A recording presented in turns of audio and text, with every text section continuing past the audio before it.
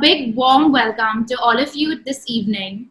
Today we're hosting Della's first webinar that includes big fat Indian weddings to micro weddings. I would like to start off by introducing you to Parthip, CEO of Wedding Sutra. He's a legend in the wedding industry. It's India's first wedding portal and leading wedding media company. It's all about weddings platform. It's a #1 destination for couples to be online regarding every inch of the weddings. Second, Punit Jasuja. He's the creative director of Punit Jasuja Productions and Second Floor Studio. He's one of India's top names in the wedding industry. He brings New York sensibility and international style to India through his high-end design and production. His clients include the Jindals, DLF, and Ronnie Screwvala. Sushil Wadhwa, founder and CMD of Platinum World Group. He's an entrepreneur, avid traveler, luxury lifestyle, and luxury travel influencer. He specializes in MICE, weddings, decor, and entertainment through over 75 countries. Aarti, founder director of Momentum Experiences, a Kashmiri Pandit and engineer who runs one of the leading wedding and events companies of India, Momentum Experiences, for the last 14 years. They are known for experiential design and decor and have won more than 22 awards for work done globally across Bali, Malaysia, Dubai, Udaipur, Jodhpur, etc. Darshan, founder of Bandhan Weddings, an MBA graduate from UK who went ahead and founded Bandhan Weddings, a firm specializing in wedding management and decor from Pune. Since its inception, nearly a decade ago, they have successfully styled over 300 big-scale weddings.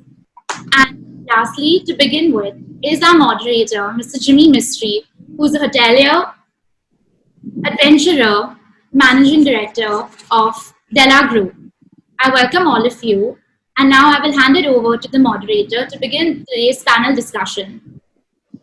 It was a wonderful beginning to a season of a new season post-COVID for Della Resorts, Della Adventure, and nothing is more important to us at Della than design. For us, everything, all businesses are tied up with the DNA of design, and that's how we've tried to get in our panelists who are very design conscious people and put them together. We also believe that a lot many couples would be watching this webinar live on YouTube and also later. However, the reason for getting people together is to try and see how we can dissipate the knowledge of what can be creatively and innovatively done in the new generation wedding, from big fat Indian weddings to micro, minuscule, small 50 people, 100 guest wedding, but yet very credible, very design oriented, and worth remembering for a lifetime memory weddings. So I would want to begin with Parthip. Parthip, what is your take on the scenario that surrounds the Indian wedding industry right now, especially because you are a legend in the industry? You've done things much more at a much more larger scale than most people would. You understand the wedding scenario way couple of generations before others even woke up to it. What is your take on the wedding industry current situation, and what would be the takeaway for people viewing this? I think brides as well as their parents are now learning to live in this uncertainty. There was a time when they just thought, okay, November, December, things will be okay. But now we know the world has changed forever. And therefore, you need to think. You can't plan too much in advance. The earlier, the longer you plan, the better. And now you still want that wedding, but you're going to have something which is, you understand your guest mindset better. And therefore, we see a lot of people flocking to locations or venues which give them that intimate setting. Sanitization is all hygiene. As we were talking earlier, we do not want to go through a 50-page PDF which talks about all the systems you've put in place. We just want an intimate location and in a very exquisite setting, well designed, where over a period of 1 or 2 days or more, we can have a good time. And learning to live with this uncertainty is something which many of us are, improving at, and the same applies to brides too, who are looking forward to their big day, as well as their parents who want to fulfill their children's dreams. That's great. So next, I would love to go to Punit. Punit, let me begin by saying I'm a great admirer of your designs. What you did for Roddy Scrola's daughter's wedding was splendid, classy, cutting edge, beautiful, very New York, very London in Mumbai, and yet it was not over the top. There was a certain element of class. There are very few designers who actually can tread that path. In your opinion, purely from a design perspective, what's going to change post-COVID once the wedding season kicks in and we see June and July weddings kicking off in whatever form they can? You know what? So putting aside the fact that it's a crushing experience and that, we've had to make a lot of changes in our office and we've had to, reorganize what we are projecting for the rest of the year, I am very much looking forward to that small wedding. I love those type of occasions. I think that the intimacy and the sentiment that you can create is so powerful because you're really paying attention to every detail. And for those of you who don't know, I moved to this country about 15 years ago. And it's not that I hadn't visited India, but I felt like, Kata Kanteri were always a list. Like, you have to do this, you have to do this, you have to do this, you have to buy this, you have to serve this, you have to have 75 this, you have to buy this. And now sentiment is even so much more powerful after what we're going through and what we're going through about the importance of family and moving on and getting married and sharing that joy with other people, that it's going to be so emotional, and it's going to be so much for all of us who love to be in this industry because of that sentiment. It's going to be that much more amplified. And I think that as a designer, as an experience creator, I'm really excited about, okay, we can have, fancier food now. We can really select the best wine and we can talk about it. And we can really worry about each individual guest's experience as much as we talked about that before. That's 1,500 people. I can do amazing with 50 people. And you know what? For the other 1,000 people who haven't been invited, I can do an amazing gift for them or a presentation to them so they can still feel like they're part of the wedding. I also think people are very limited to think, oh, it's 1,500 people. Well, we have about 10 occasions. So you can invite 50 to 100 people to all of the occasions. You can do the mehndi, you can invite the older people to the wedding, you can do the kids at the cocktail, you can do the kids at the bachelor party, you can do the kids at... So there's a lot of different ways of looking at it. I still think you can absolutely invite 100,000 people for a wedding for a family who wants to make sure that everybody's included. You already have 10 events, you can just break it out the way that you want to. Lovely. That's an amazing perspective to kind of break down the crowds into different functions, different events, and pull them together. I love the perspective. Sushil, you are a man who understands luxury, and I was quite amazed. Even though I know you as a friend, but I would not read CVs. You put yourself up in almost 1,200 hotels, 600 cities. It's an amazing feat and achievement across. Very few people in India can boast about it. And you dabble in luxury weddings all the time. What is your take in what's really going to change and what excites you with this small crowd? So firstly, I am really happy with the background that you're standing against. It's really fond memories. My last outing before the lockdown was, right here. I think this is the presidential suite balcony, is it? With the resort in the background. Yeah, the resort in the background, the enclave view. Yeah, it's beautiful. Happy for you. And coming back to the trends that I foresee, I've seen that India has been sort of following the West in a lot of things, except for the Indian wedding segment. But now with COVID, I think what's going to happen is we are forced to look at smaller and intimate celebrations. With the government mandating not more than 50 people for a wedding gathering, people will be sort of, challenged to come up with unique destinations, unique locations, and unique ideas to be able to make sure that the 50 people they call will be, entertained very well. So my first guess is that all big cities, whether it's Mumbai, Pune, Delhi, Ahmedabad, etc., will look for destinations which are within a 2 to 3, maybe 4 hour driving distance from their home base. Ideally, where they don't need to take any form of transportation like a plane or a bus or a train. The invitation says reach the hotel with a map and people just hop into their car and get there. So the first chance of potential infections are eliminated because you're coming in your own car. Second is obviously they look at really high quality resorts. Let's say for Bombay, if it's Lonavala. In Lonavala, besides Della, there's very few, high quality options that are present today. I won't name the other few because this is not about them. So, and Della is probably the closest five-star resort when you're driving from Mumbai. And the fact that you have a good sense of design, the landscaping is beautiful. You feel like you're somewhere in Spain, in Marbella or something, with those beautiful Spanish villas in the background, I think would add. Another twist that I've been thinking, that just in case, instead of just 50 people, if they do end up calling 150 or 200 people, but have separate gatherings for 50-50 and the same function. So let's say if Della has 4 locations, all 4 will have Mehndi for that night, but not more than 50 people in one location.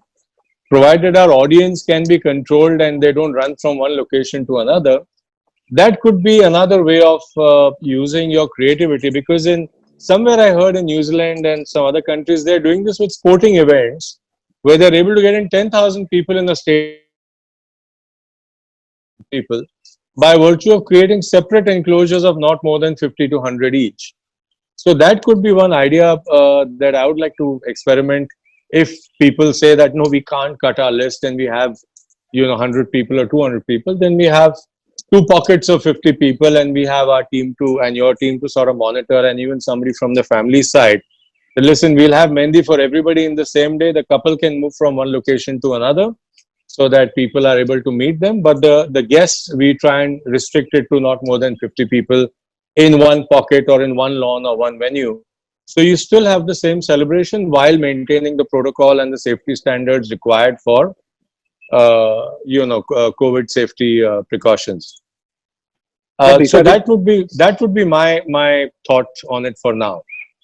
That's nice. So effectively, you're saying compartmentalizing it and making sure that the crowds remain away from each other, but getting all of them on the same day. Whatever Correct. number of people you can cut down to, but then compartmentalizing it. And that's where a property like ours comes into the picture. We have about 12 different locations where we can hold events simultaneously. And we have the entire infrastructure in place to be able to do it.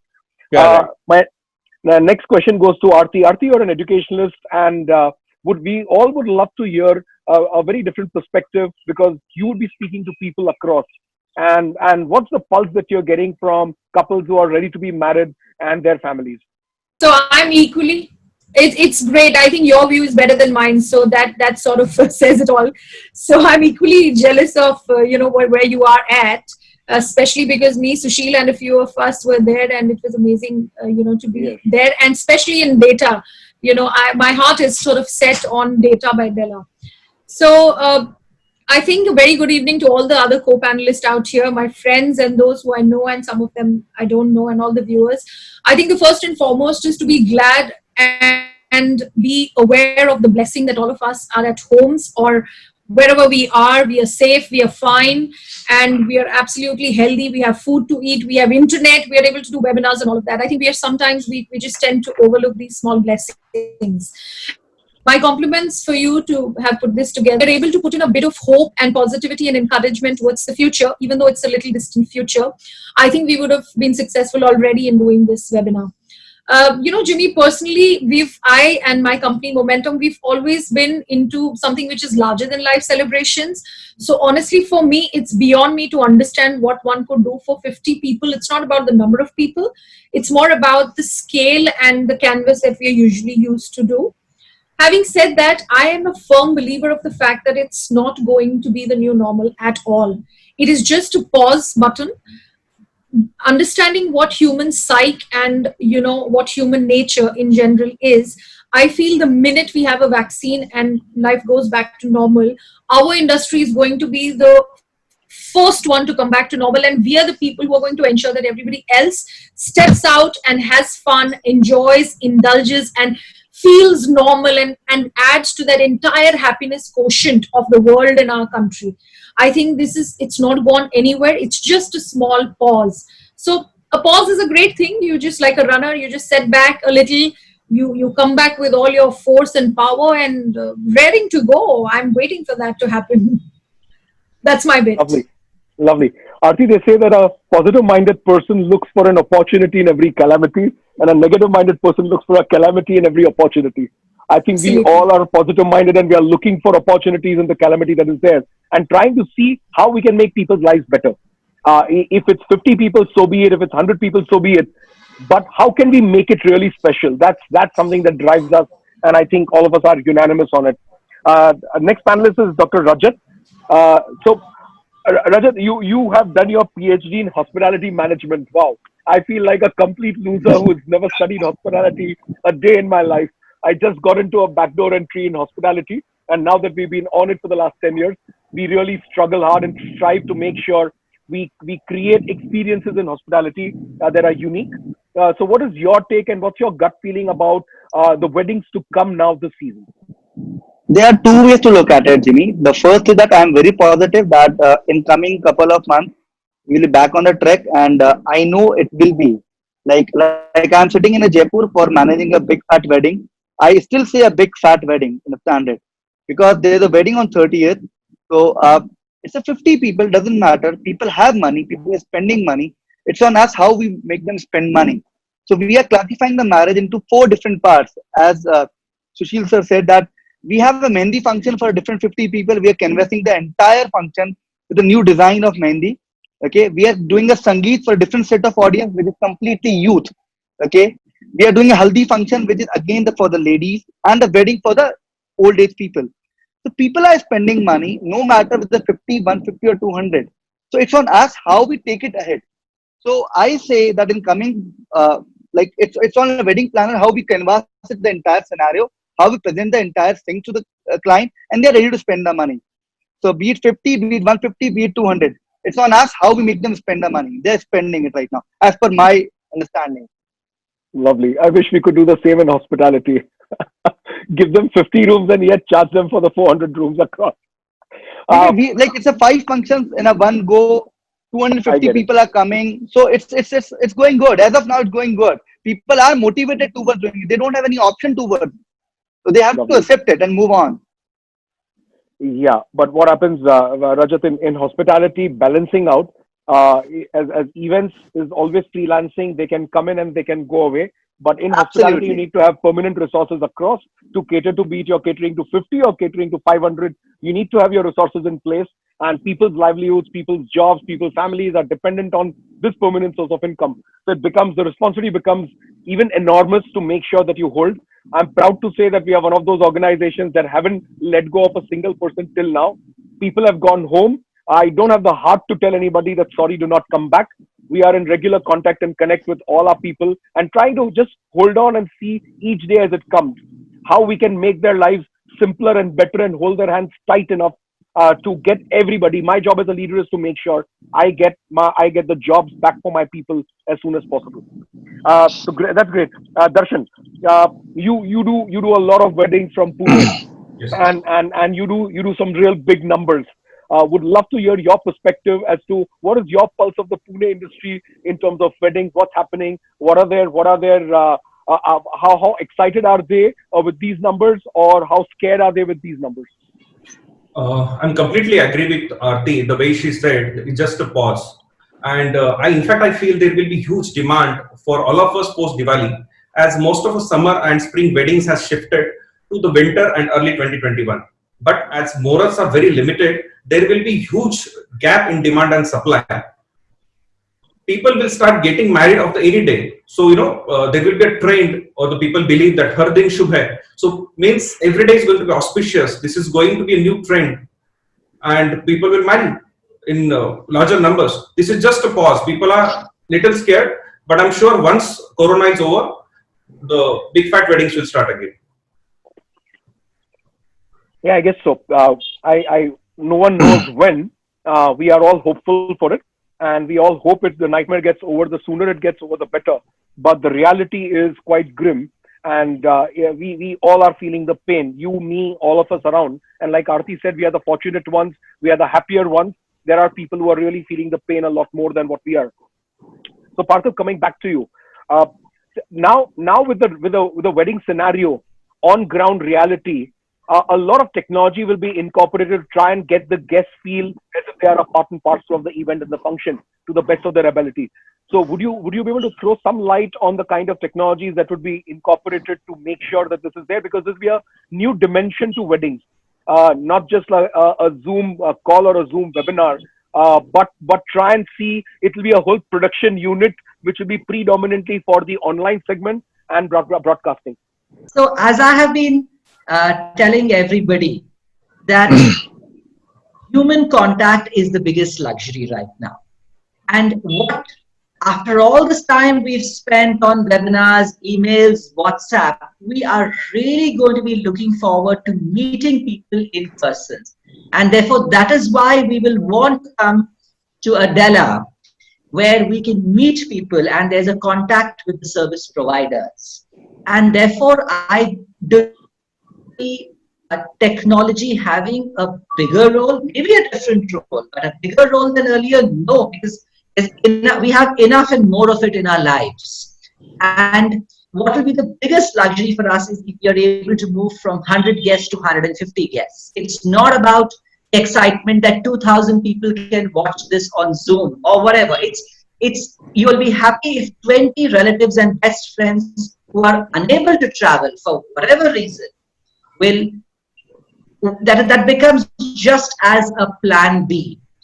And therefore, I feel whatever, the event designers here, what is it that they can do which gets people? It does not matter how you do it. You have you have all the ace designers here.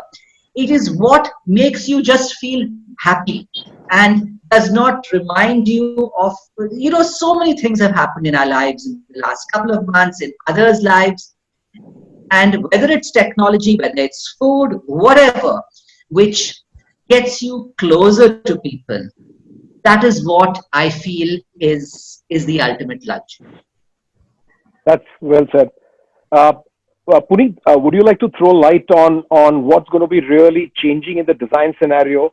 Because one side we'll have to scale down the design because the sheer crowds are not there. And the second side, you'll have to put in a lot more input as a designer because you need to curate the entire experience for each of these 50. When you're curating an experience for 500, the scale is different. But when you're curating it for 50, it gets far more elaborate. You get far more involved and you get far more personalized. You make it very bespoke, literally guest by guest. So the involvement from a design perspective is far more intense. And would you like to throw light on how are you going about doing this? Saying and I think that Parthip's bringing up a very good point that the ultimate thing is luxury is the idea that you can be with people.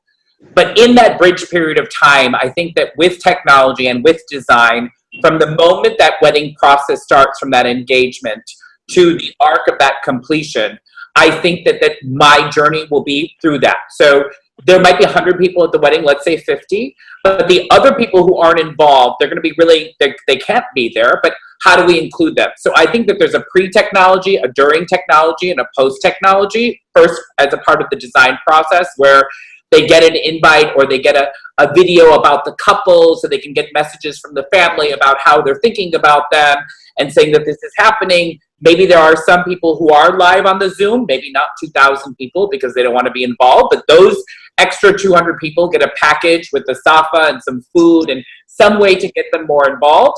And then the third piece is where you get to the larger numbers again, where you send a video of what happened and the talking and the dialogue of what happened at the wedding.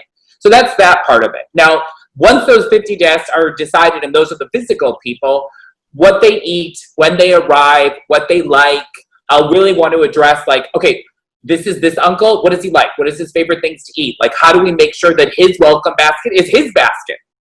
I mean, at the end of the day, they're all taking risks to come to this wedding, no matter where it is. And then I want to get into the sit-down dinner and what their favorite food is and being able to offer them an experience that they never had the time or the opportunity to think about because there was always 1,500 people around. I'm looking forward to possibly doing the speeches with the families and giving people that opportunity to talk about their experience. For people who come to these weddings, it's not going to be just about the couple. It's about these people coming together for the first time in a long time. And so this is going to be so emotional for them. And then, what happens the following days and subsequently when they leave and the gift and stuff that they get. So in regards to scale, I mean, they still have to eat. There still needs to be a wedding. There still needs to be a Varmala. And for those type of clients, they still want to have that experience. Yes, the other people who are further away, they won't be able to see them, but they're going to be able to see the 50 people who would have been around them anyways.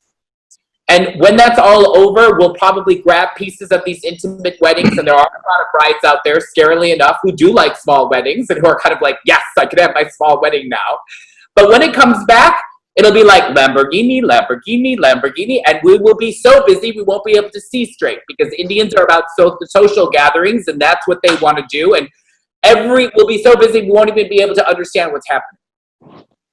But this is the time to maybe take that moment, have that smaller wedding, really think about the design and the colors and the food and the experience and the musician, and create something that's really, really magical. And think about, with the kind of budgets that we worked with before, with a smaller budget, even with a smaller budget, I can still do so much that I wasn't able to do before in regards to quality and in regards to, having enough to captivate 50 people as opposed to 2,000.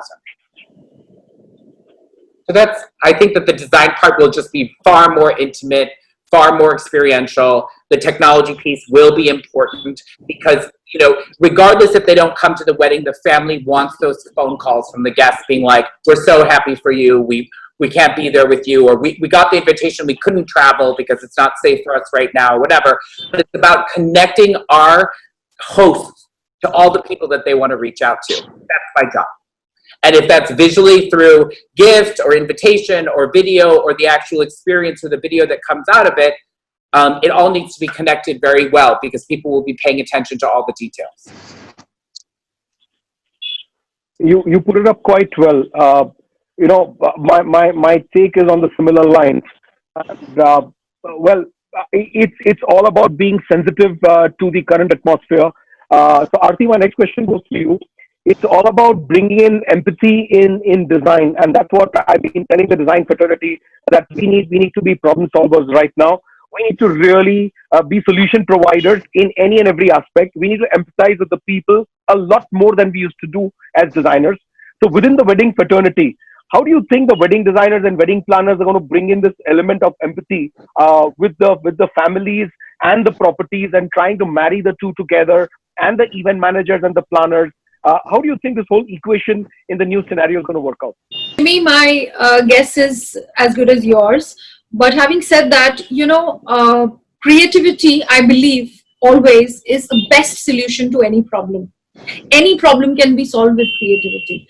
And we designers, not just few of us, in the whole industry, if you go to see, if everyone applies themselves in a 360 way, I'm sure we will be able to find a model that is a hybrid model. As human beings, we will never go only on a technology model, especially when it's celebrations and experiences that's concerned. But in the interim, given the situation, what we have, if we were to function, and which we are, some of us are already functioning, we need to go to something like a hybrid model. So there can be a piece of technology. There cannot be just technology by itself, because we are all about human interface, like how Parthip said, like how Punit said. So like a few days back, we had a project which was just for 50 people. Obviously, it was a wedding, which was confirmed to us much earlier than the COVID started. So for some reason, they had to go ahead with the wedding. What we did was we made a show flow. I'm sure everybody in the industry knows what a show flow is. We do an event run order, and we integrated pieces in that which were on the ground, on the venue, and also some which were there for the Zoom callers and the YouTube watchers, only so that they tend to become a part of an integral part of the whole thing. And the whole thing is amalgamated together in a way that they don't feel left out. Like there were certain things which were done on ground, and certain things for the digital audience. We gave them a color to wear, one particular color, like a pink color to wear. We told the men to wear safas. We told the women to do bindis. We asked them to give us, make a sweet dish of their own and sit with that. We gave them small viral dance steps, to do from their live cameras, etc. And of course, they all made a placard with their own hands of the couple name, etc. So it became quite interesting. So we are evolving. It's not that we are not evolving. But I believe that is going to be a hybrid model. That is my take on this. Wow. So I think instant creation of conceptual ideas, how to engage with people online and give them a deep immersion experience into the event itself, which is quite nice and unique. So Rajat, coming to you, what do you think is the Gujarat flavor right now going to be as far as weddings are concerned? Now, because Gujarat, the numbers are usually have always tend to be larger. And of course, it's very subjective, but I'm just saying overall, if you see the market, the numbers are always larger. And now when the numbers have been constrained to this kind of a level, what is new that you think we can deliver as wedding planners and wedding designers? Jimmy, the numbers are not exactly low. A lot of inquiries are there in the market. Like a lot of weddings birth in April, May, which is shifted to November and December. People are ready to move out of the Gujarat and do a wedding now. Okay, everybody is coming to us like from last 15-20 days when the market was open. Everybody is ready to come out of Gujarat and do a destination wedding. So Gujarat is always a big market for a destination wedding. So I don't think that COVID will hit too much on the Gujarat market, because Gujarat people are too much for a destination wedding. So be it 300, be it 200, be it 100, they are ready to do a wedding. It's only they are waiting for the hotel to accept them up. Okay, right. We have and the hotels are waiting for the government to allow them to accept. Yeah, exactly. Like November, the market is opening up, and we have a lot of inquiry. People are ready to shell out the money, but the problem is hotels are not giving us the permission to give them the advances right now, because the market situation is not clear right now. So Gujarat is very prospective. Gujarat is booming ahead, and it will be growing up very fast. We will be moving ahead with destination wedding. We are very, very positive about it. Super. Darshan, what's your take about the international destination wedding scenario? Now, a few of them would postpone it to next year, but the rest of them will be looking for destinations within India. And all of us know that within India, the number of destinations are limited for a destination wedding. It's not an unlimited supply. And also, most properties were designed to hold large facilities, and hence they are not really technically geared to handle 2, 3, 4 wedding events on the same day at multiple venues, because most properties do not have multiple venues. They don't have more than 2 venues within their facility. So what is your take? Is it going to really how is the hospitality industry going to play around with this? I feel people will not opt for the international destination weddings for at least 6 months after COVID is over. People are scared. People would prefer to get married the destination which are nearby, where they can travel like 3 to 4 hours by road. So like a destination like a Della, I would say, for the people who are staying in Pune and for the Mumbai, it's very easy for them to reach there. Della has multiple venues itself, so we can have multiple weddings parallelly can happen.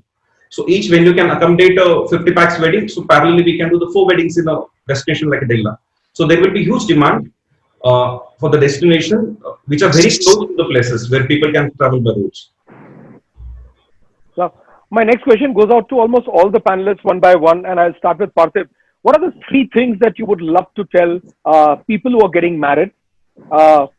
What are the 3 things that you think that comes topmost to your mind, wherein they can have a small wedding and yet keep the experience alive for a lifetime? The first one is the very important skill you need to have today to survive, especially when you're organizing a big event, is tolerance to ambiguity. The second is be as positive as possible. Do not blame anyone for anything, because a lot which is happening is beyond your control. So the last thing you should say that, this is what I wanted, but my, mother-in-law or father-in-law said this should be done. So this is really, there is a lot of things which are beyond your control. And the third is a lot is how really you dream and how you work around whatever is possible to have your dream wedding. Love. Punit, your take, the top 3 things that you would love to guide and counsel couples? Make sure you really get along, because if there's another lockdown, you're going to be stuck with them in a room. I always tell my bride and grooms that the most important thing is that they should be happy. I'm Parthip's shoulders. I say if you're happy, your family's happy. If your family's happy, the guests can see that you're happy. So it's awkward situations, but really be thankful that you're having the opportunity to have this wedding and make the best of it. And if you're having a good time and the people around you are having a good time, it will be that memorable moment that you wanted. And don't worry about it. It will be your memory. It's your wedding. I mean, it's 50 people or 100 people, you'll still be happy. And if you still have that desire to have that big celebration, don't worry. We're here. First wedding anniversary, we'll throw you a big bash. Lovely. I love the positivity. Sushil, your top 3 things and Jimmy, in my opinion, you know what? Can you hear me? Yeah, I can hear you. Go on. Okay, super. So coming back, you know, genuinely what I would ask, if there is really a sense of urgency for a couple to get married now within these times, you know, you can get married in a court or in a temple with a small group of people and save for a better time for a big celebration. Because let's say if somebody wants to have a 300 or 400 or 500 people celebration, why would I undersell to them and make them do a 50 people celebration? That's my first viewpoint. But unless it's necessary for them, because they might have somebody elderly at home who's saying that no, I want to see this wedding while I'm alive, etc., or somebody needs to travel. So I would say fair enough. In that case, do a small celebration, do a 50 people celebration, but plan the big one for later when all the fear of COVID and the need to wear masks and you know, sanitize your hand every 5 minutes is gone. So that would be my first suggestion. Second suggestion would be to obviously choose and all these suggestions are, let's say, next 6 to 12 month time frame, keeping in mind that COVID is probably around from whatever I read and hear. So I would say choose resorts that are closer to your home city, where people can just sit and drive to India in their car, so that a big problem is solved of transportation. And you know, the first step where infections could happen. And obviously choose a resort which offers multiple locations so that you can have functions with the variety that the resort has to offer, if it's nicely spread out. And the third suggestion I would say is go with a very good wedding management company or wedding planner who has enough experience of doing enough work abroad or in India. Because, you know, these are not things you take lightly. I mean, COVID is killing people left, right, and center. So if you have a good wedding planner who understands the nuances of making sure that your planning is done correctly, including the safety norms. Like today, for example, as a company, we were the first in the world to have an ISO certification in all processes for wedding planning. We've also gone ahead and prepared ourselves to be COVID certified sort of wedding. There's no such certification, unfortunately, for the wedding industry, but we put in place a whole lot of templates of how our team and our suppliers, our hotels and everything have to be handling a particular wedding. And we're going to make sure that those systems are implemented, especially in times like these where COVID is a huge concern. So go with a good, experienced, reliable wedding planner. Check what systems they have in place as far as, you know, being COVID safe is concerned. And between these three, if you still want to do it now, do it now. Or do a small one now and do a big one later, so that everybody is happy. Those would be my 3 points. Lovely. Sushil, so we were internally doing a risk mitigation exercise with some consultants across. And one thing that clearly came out of it, these things are so dynamic as far as COVID is concerned that there's no guarantee. We can't put a timeline of 12 months or 18 months. Correct. We all are gung-ho on the vaccine. May the vaccine come out as of yesterday, but one never knows. It's going to come out, and it's going to come out in a year. It's going to be available. So I think postponing weddings is not going to be, for most people, nobody's going to postpone a wedding for 2 years. So if you really, you know, take that into consideration, then it's best to go and keep your wedding date and make it more realistic. So Aarti, what are your top 3 takeaways? I guess the first and foremost is to tell the couples to be locked down in love. That is the most important part that you have to do for a lifetime, to be locked down in love. Second thing, what I feel, Jimmy, personally, is that yes, there are reasons people have to get married now, and how long can you postpone any celebration? Sushil almost stole my, you know, he reads my mind all the time. You know, I tell him that. So definitely the second one is to choose a planner. Where did you get the knack of reading women's minds? Oh, he has it all the time, trust me. So definitely choose, if they choose a good planner, I'm not trying to do a plug-in here, but if you choose a planner who has enough experience from the past and is more, sort of committed for safety and for concerns that the guests, might entail. If the planner is chosen on those parameters, then I think half the battle is won. The third thing that I want to suggest here is that try and go for the drivable distances, because that eliminates one major part of the surface contact, which is travel by flights, etc. If we go to drivable distances, it's a great way to choose on a place, if they don't want to do in their own city or whatever. I would like to add another fourth point here. As a creative person, there are always some ideas which we're not able to implement here in India, because our guests are usually from 500 to 700 to 800 to, I've done a wedding for almost 22,000 guests. So look, wear a creative hat and try and see what we could do for a very, very limited number of guests, which is 50 people as of today, and deliver those experiences, whether it is a sit-down dinner, which we usually are not able to do, or whether it's those customized little things that we can do for those 50 people and make it special, and something that is extra that usually cannot be done.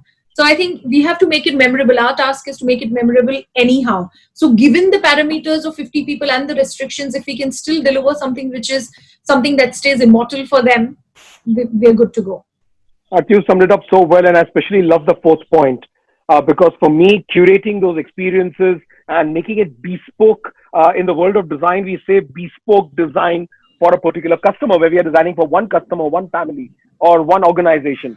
And we get ourselves, use our design thinking heads, get ourselves into the shoes of the organization and think from within.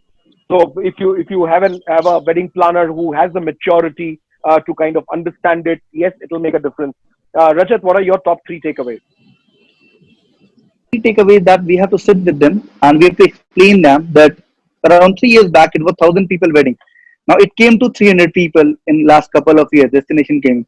So let's accept the fact that it's a 50 people. So let's plan every event very meticulously with a good wedding planner. Let's plan everything in an intimate manner. Like Aarti said, that every event have to be designed and let them feel happy about it. So if 50 people are there for Mehndi, so let it be Mehndi with their thought and their dream. So we will convince them to fulfill their dream in all those 4 functions or 5 functions. Don't cut size your wedding. Do all the functions, but in an intimate manner. That's only my thought for them. Sure. And Darshan, what would you say as your top 3 things?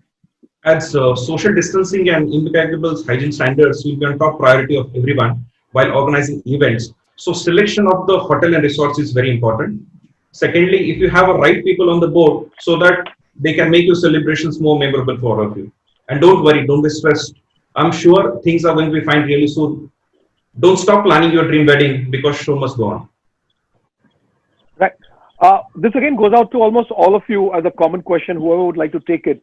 With the economies of scale going down, the cost escalations are going to be there, which is now going to be relatively disproportionate to the number of guests.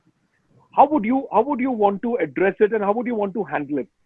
I was in Istanbul a year before last for ICWF, and one of the interesting things that I saw there was a US-based wedding planner called Colin Covey, who does weddings for 50 to 100 people, but he had done a 100 people wedding where the spend was $25 million. Wow. And I used to feel happy about targeting that, okay, I want to do $1 million weddings. And after that, I've changed my goal that, okay, I want to try and do $25 million weddings.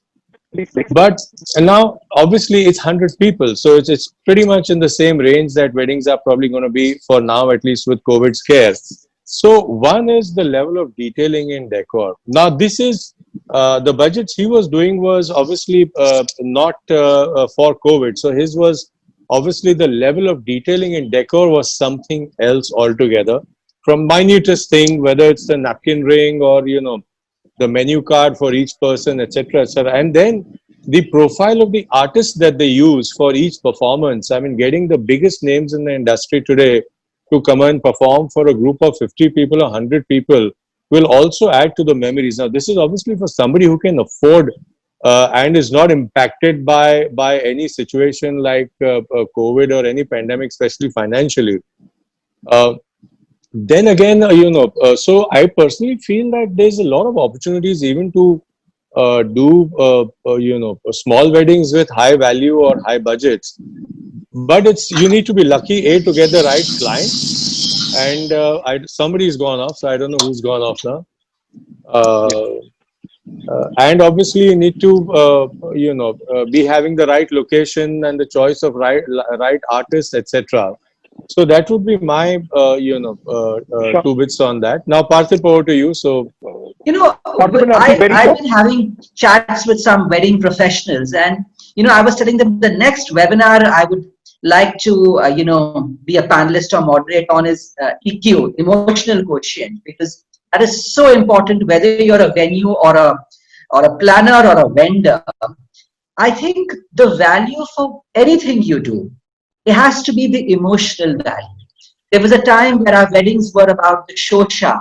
Now it's going back to the roots. It's about the emotional value. It's about whatever you do. Here we cannot, something will be important. That different people will have different priorities in life. I'll give you a simple example like photography. There was earlier a time where 20 photographers would be there to capture all the things. It's today the value you're giving your client, memories which are going with you for the rest of your life. And that is what I was discussing on a chat with some photographers who said, how will I do my pricing now? Whether it is lehenga or whether it is that jewelry, there are different things which are important for. Even if it is, there was a time when it would be probably seen as a big fat wedding in a Della Lonavala. I'll say tomorrow it is an emotional reunion, and the moment it's about emotions, price is the limit. So I'd like to end on that. Parthip, when I was talking to Aarti, I told her about empathy, and so empathy is directly, it comes from the emotional quotient. If you have an EQ, you will think empathetically towards the family, towards the wedding planner, towards the decorators, and that's one thing that we do at Della. Is we've got very high EQ levels even within our employees, and the same thing goes towards our guests and our customers. Absolutely, you have no idea what people are going through, what they've gone through yesterday. People have their own priorities. They'll make their decisions, and you have to enable it through empathy and high EQ. I'm proud to share something. Post the cyclone, we had some amount of destruction happening at the property, at our tents and rest of the villas, almost all through the property, apart from landscape, we did have some amount of destruction. But the amount of people that called and the amount of people who actually took the pains to call and ask if everything is all right and if they could help us in some way. And this is some of the old people with whom we had done weddings and their families. It has really touched our hearts. It's that emotional connect. We didn't know them from Adam. They didn't know us. But that one wedding celebration they did over here and the emotional connect we established with them has played and gone such a long way. Aarti, you were wanting to talk. And beautiful. I mean, if you got those kind of calls, I'm very happy for you. I mean, this is exactly what the world at this point in time needs, and all of us do. We can't run away from empathy, and more so than the times that we are in. Talking about a little commercial and economy point of view from what you had actually initially asked in this question, I'd like to urge to all my industry partners, I think I do this on every panel that I'm on these days. Parthip is already laughing. We did this earlier on also. I think this is the time we also, instead of drastically just trying to drop down our prices to just madly trying and running after pieces of business, I think we need to be, like I said, pause a little, have patience. Don't, in the madness and in the fit of this madness, let's not just try and think that, no, we need to look at it from 50 people perspective, so the prices have to dip. Because all of us have taken a lot of pain to sort of reach where we all are, in our individual, careers. And if we try and do this drastic, jump of, trying to reduce the whole thing and give these packages and all that, it's not going to help us in the long run.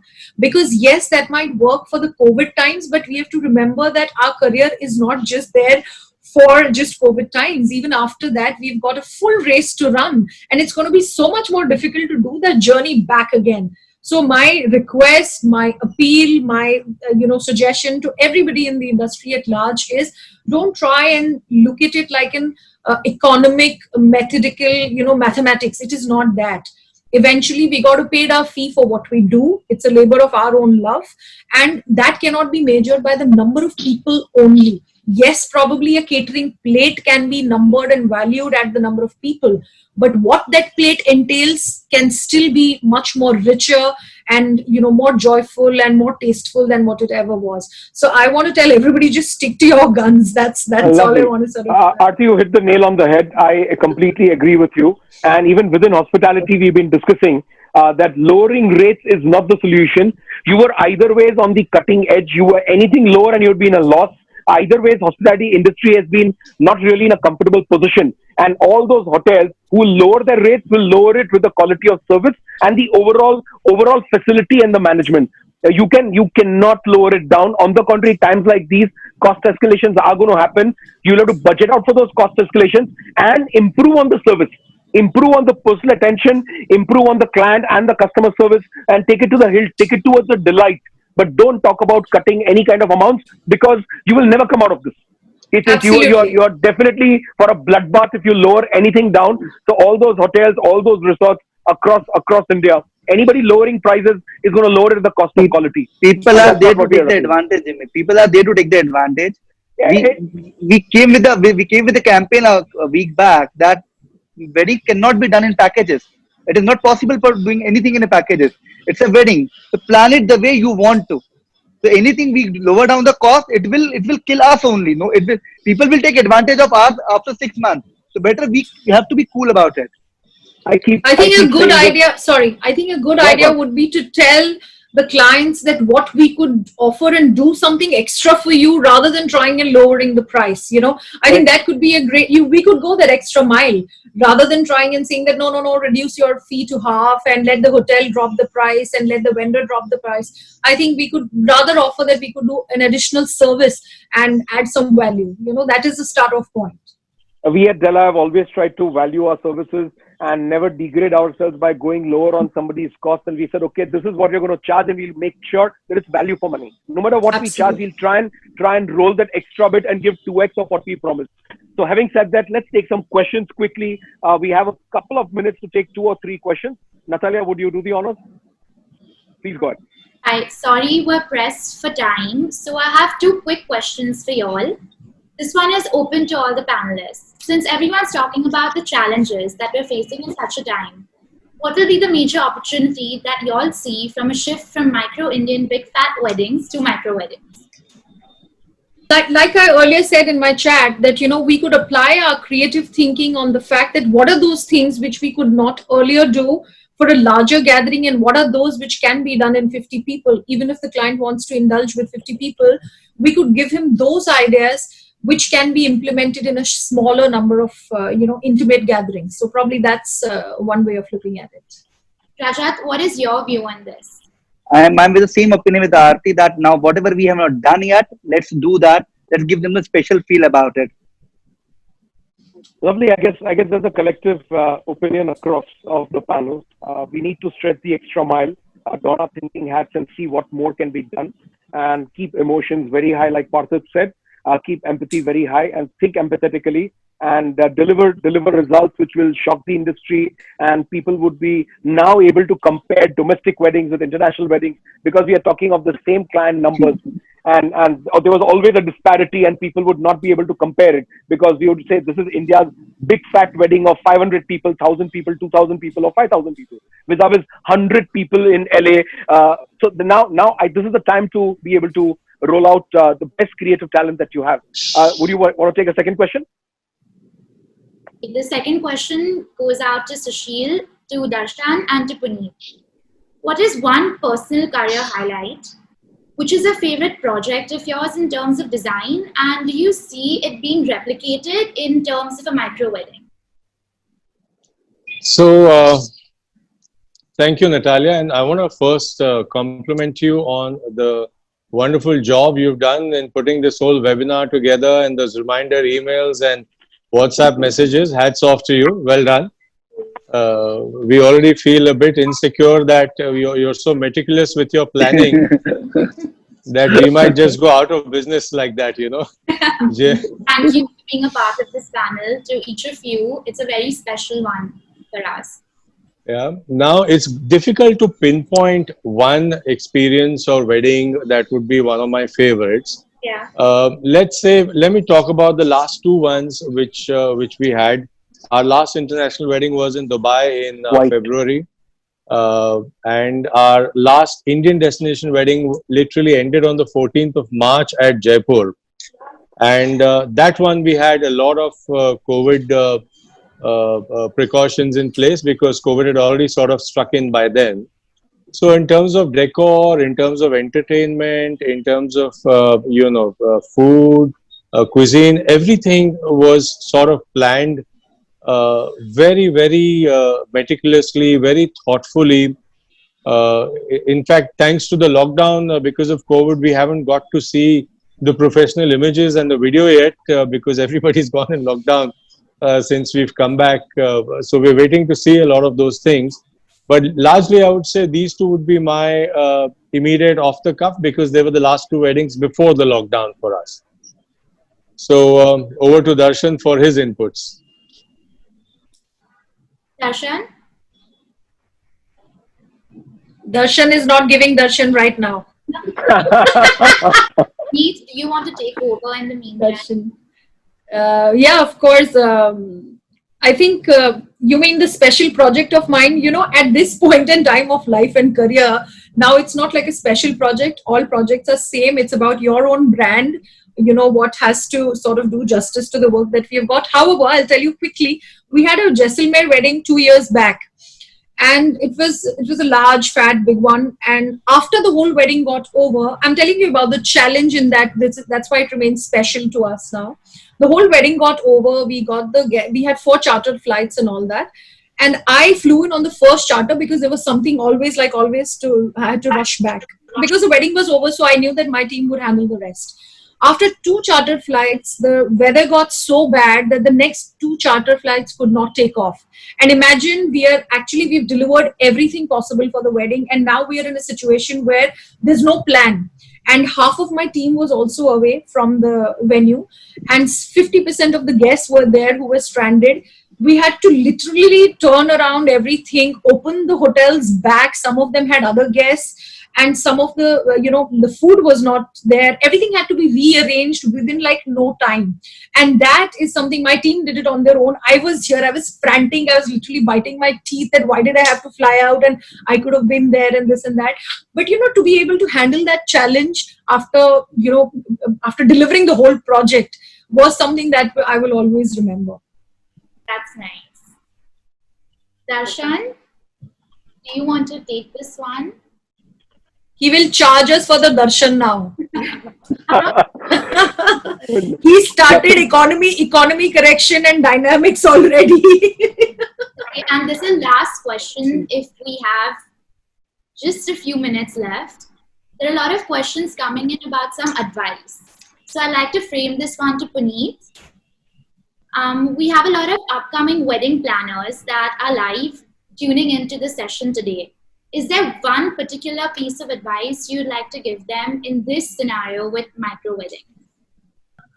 I think one of the most important things, and this is how I've approached all my careers and whatever I've done in my life, is don't wait around for that wedding. You're a planner, show people you can plan. Plan something in your community. Plan on giving some sort of donation to. Do something with your family. Get them on Zoom together. But do planning. Like when I first started out, I just styled anything I could.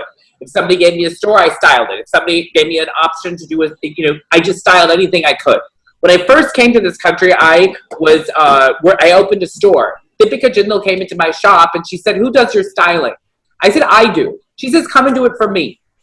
I came and do it for her store. The next day, a year later, she's like, "My son's getting married."